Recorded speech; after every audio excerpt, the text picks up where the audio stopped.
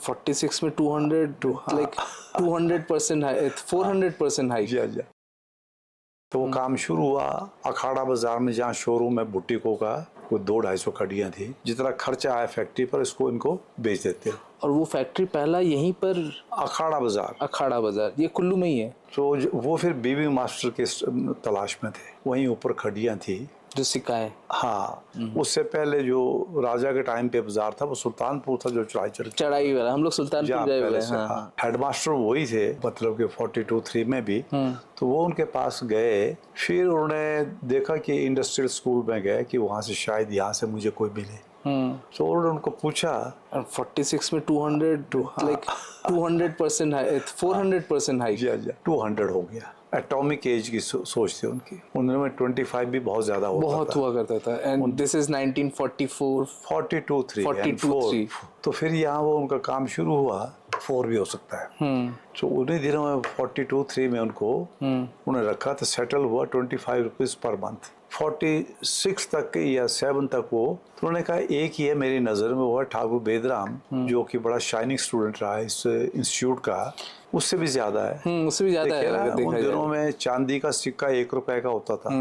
आज चांदी का एक सिक्का मेरे ख्याल में 1000 रुपए से कम तो मिलता नहीं है। मिलेगा नहीं। तो फिर अंदाजा लगा लीजिए आप।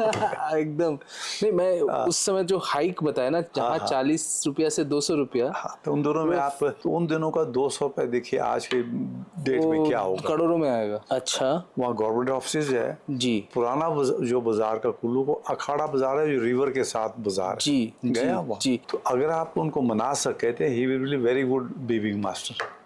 he was a visionary person, yes. Long run में चीजों को देखना। बहुत उनका सोच बहुत थी। और उन दिनों इनकम टैक्स का हेड ऑफिस से मुझे लगता है कि अमृतसर होगा या लाहौर होगा।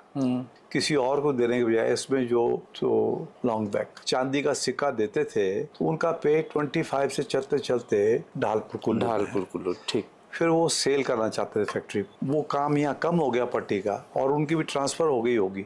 उन्होंने लाइफ इंश्योरेंस में भी उन दिनों में अपनी करवाई थी। तो फिर ये काम थोड़ा सा ढीला हो गया। उस समय वो पे करते थे पे वो 46-7 में इनकम टैक्स पे ही थे। वो 46-7 में वो इनकम टैक्स देते थे।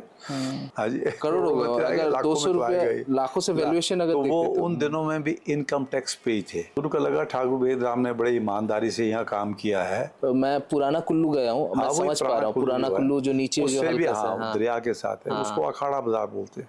उन दिनों में इनकम टैक्स पे ही थे। उनकी जो सोच थी, आप ये समझे कि फिर जो है तो कुल्लू टाउन के डिफरेंट नेम्स हैं।